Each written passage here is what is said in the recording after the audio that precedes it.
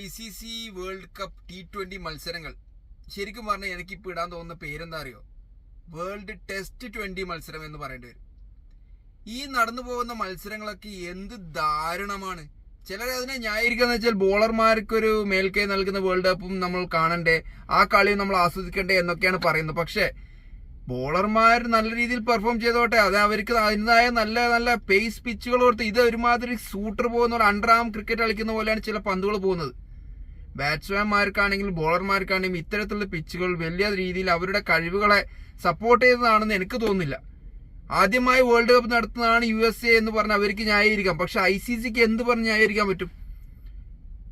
World നിലവാരമുള്ള ലോകോത്തര പ്ലെയർമാർ, അവരുടെ കഷ്ടപ്പാട് നമ്മൾക്ക് ഈ കളികളിലെല്ലാം കാണാൻ പറ്റുന്നതാണ്.